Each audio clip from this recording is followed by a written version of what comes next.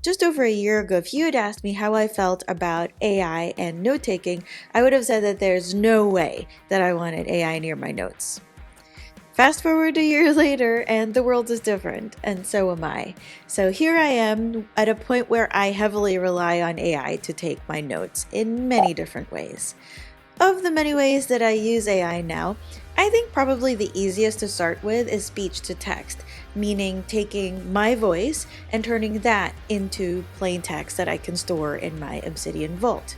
In this video, I'm going to show you 3 different levels that I've implemented this at and my workflows for each one. Here's the way that I'm currently thinking of AI's place in my notes. Nick Milo makes a distinction between note taking, which is the passive, more collecting aspect where you're just trying to write down what you heard or read, and note making, which is connecting notes, linking them to each other, and synthesizing and deriving insights from them.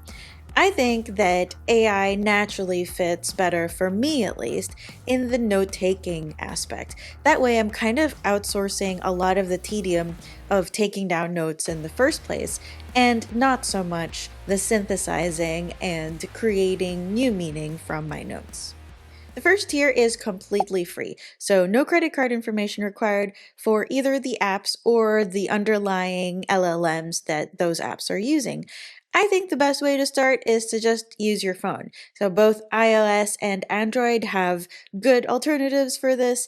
iOS already transcribes voice recordings on the Voice Memos app, and there is an alternative for Samsung devices as well. At least if you have one of the later Galaxy devices, then you're going to be able to use the voice recorder app to do the same thing. The one that I actually use the most, though, is something called Spokenly. It is a free app, and I'm looking at it right now. When you start the app, you can look at the dictation models here. If you see down here, I'm using a free account. You can upgrade to Pro if you want to use some of the frontier models, but I'm not using it for that. Instead, I'm using this local model.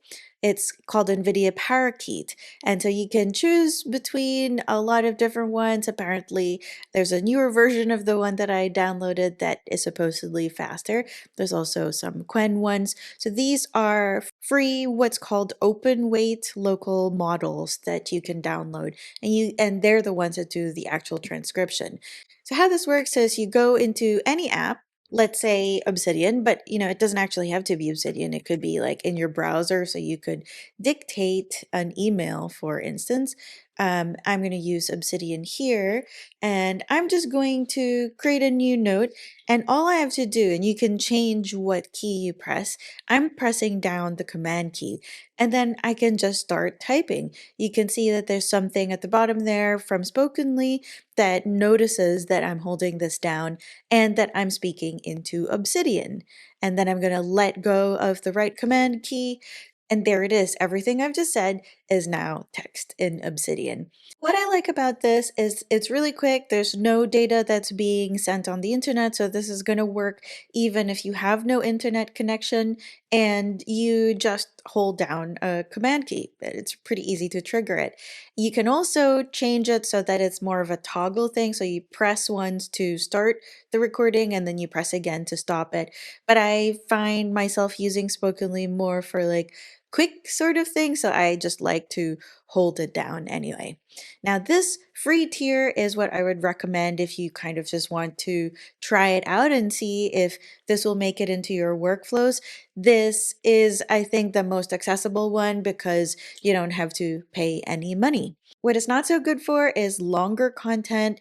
You can do the toggle thing like I mentioned, but there is no asking AI about what you've just recorded. There's really just translating from words that you speak to words that you've written, and that's it. Sometimes that's enough, but if it's not, then we go into tier 2, which is the paid tier.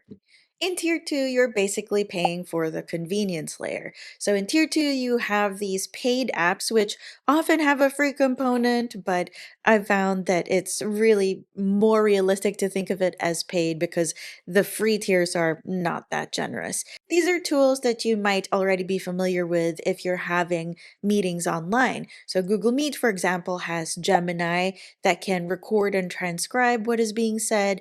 Zoom has their AI companion as well. Otter AI is one that's been out for a while, but the ones that I use, there are two of them, are Voice Notes and Granola. Now, Granola is really good for meetings. And I really like that here in Granola, it brings in my calendar. So I've linked it to my Google Calendar so it's aware of the meetings that come up. And whenever I start one of them, a little notification comes up in the corner that says, "Do you want to take notes?" And it's very easy to just say, "Yes, take notes." This is actually the summary that was generated from a video I watched by a YouTuber called Bookborn. My partner and I are wanting to read the latest Dungeon Crawler Carl book, and we've already forgotten the previous seven books. So I watched her recap of it, and this is the notes that Granola automatically took of it. A really cool thing here is that with Granola, you can ask questions live. So I obviously did this already and it's not live, but I can still kind of show you what that looks like. So I'll say, who is Princess Donut? And I'll enter that. And in real time, or apparently after the fact, it can answer questions. So now it's saying Princess Donut is Carl's sapient cat companion and one of the two central protagonists in the book. In meetings, I actually find this really useful if I get distracted, especially in long meetings, and I'm like, can you just recap the last 5 minutes because I was not paying attention? Let me flick back to Obsidian. This is my actual Obsidian node for it. This is the video that I was watching. I created a macro, so now I just have to open up the command pane and I type granola and I have this link granola one. I hit enter and then I can choose which one it was. So in this case, it was Dungeon Crawler Carl. So now the granola section is added to the bottom of the note. So I set all of this up in the macro. And now that summary is here as well. So every time I open this Obsidian note, the entire summary is also there. And then at the bottom here, you can also look at exactly what was being said there, and it's like nicely formatted too.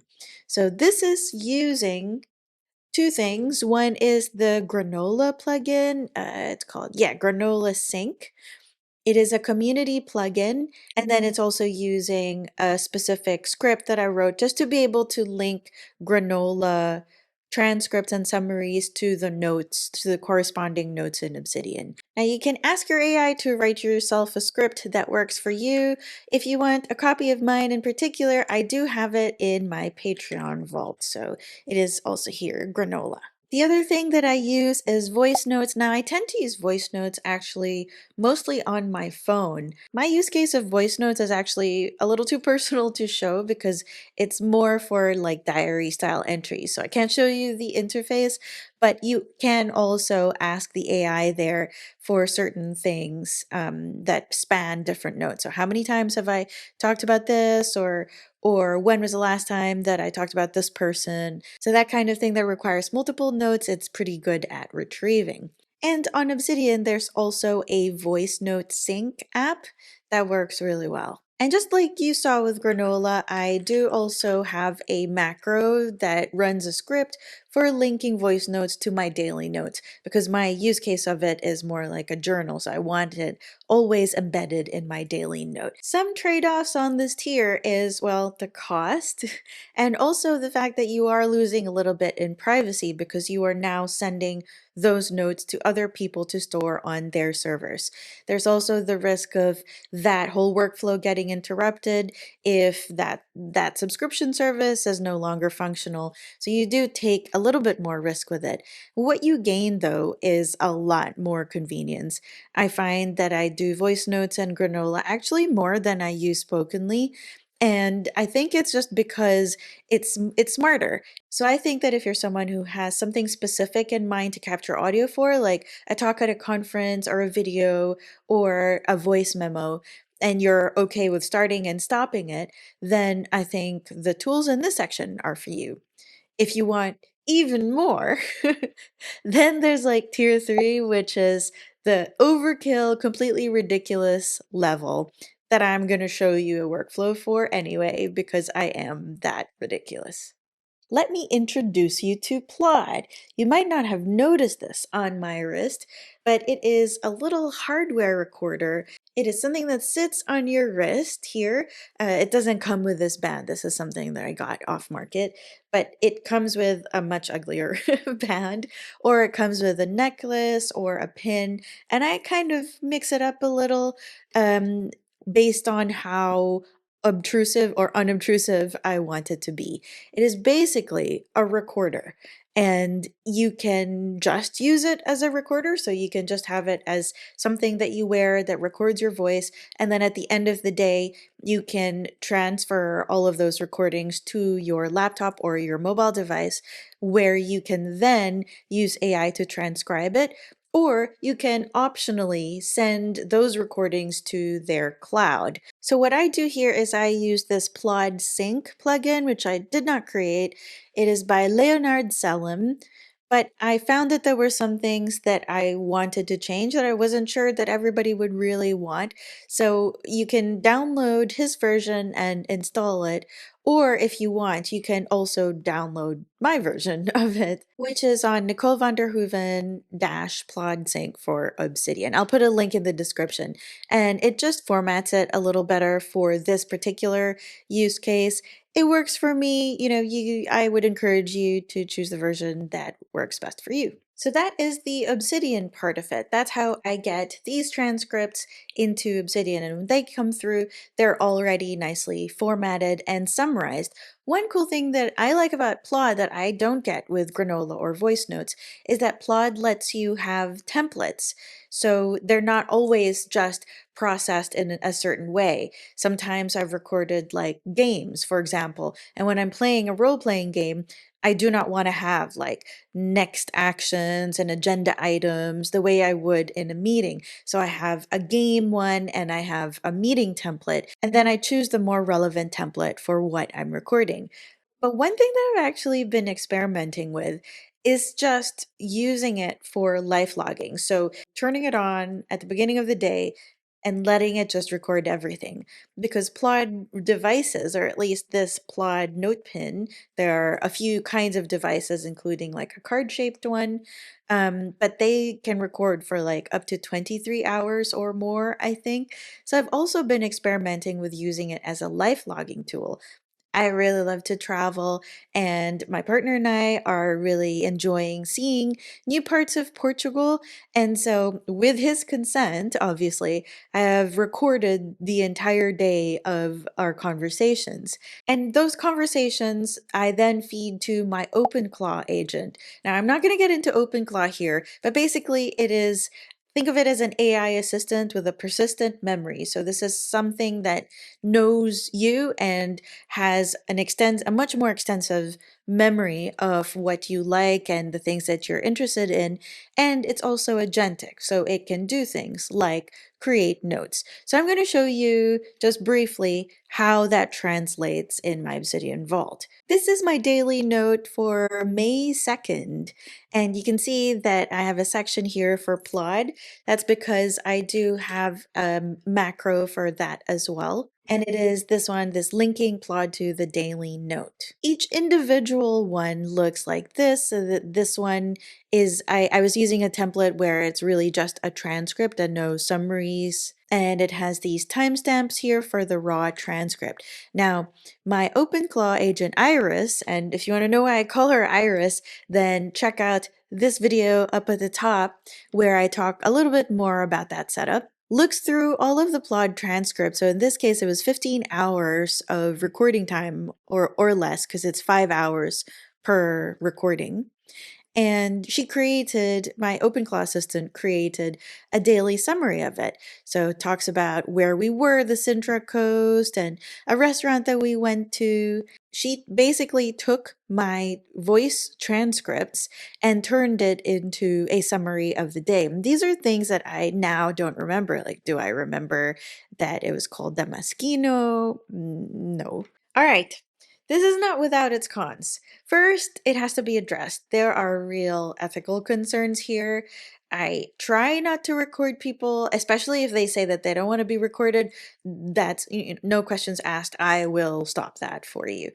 But the problem is that there are all sorts of gray areas where, what if I'm in a conference and I'm speaking to someone and that person agrees to be recorded, but another person just suddenly comes up and starts talking? That third person is now being recorded. So do I then have an obligation to stop and say, like, hey, we're recording this. Is that still okay? That can be unwieldy in a conference setting, for example, which is actually what I got it for, so that I can remember who said what without actually stopping and taking notes. So I'm still trying to figure out where I am on that spectrum, and you can figure that out for yourself if you want that too. One of the benefits is that I no longer have to stop at the end of the day and think, where did I go? What was the name of that restaurant? Now, it just is kind of passively recorded. At the end of the day, I still have a not perfect, but way better record of what I've done than what I normally have time for. So, regardless of which of the three levels you choose, or if you choose any at all, what I'm getting out of this is that I think voice is now the least friction capture method that exists for me, because I get to just do the thing and live my life and have it passively recorded and my tasks waiting for me when I get home back to my Obsidian vault. The real overkill thing here is that I still use all three levels. I use Spokenly for just writing an email or dictating something into Obsidian. I use Voicenotes for more personal diary type entries, Granola for meetings, videos, and games. And I use Plaud as my kind of daily life logger and capturer of things that I didn't think to capture. The result of implementing these tools is that for me, the friction between thinking of something and writing it down is basically gone for me. And I've always been a note taker, but I still didn't take notes on everything. Now, it's still not everything, but it's pretty damn close. And that means that if I can outsource that part of it, then I get to focus on being present, staying in the moment. And if I choose to take notes, it's not going to be what I heard or what happened or anything surface level like that. I can focus on the actual synthesis. So I'm getting to that connecting, synthesizing part earlier on in the cycle. If you want any more details on any of these workflows, then drop something in the comment below so that I know that I should make a video on that. Arigatou gozaimashita. Mata kondo ne.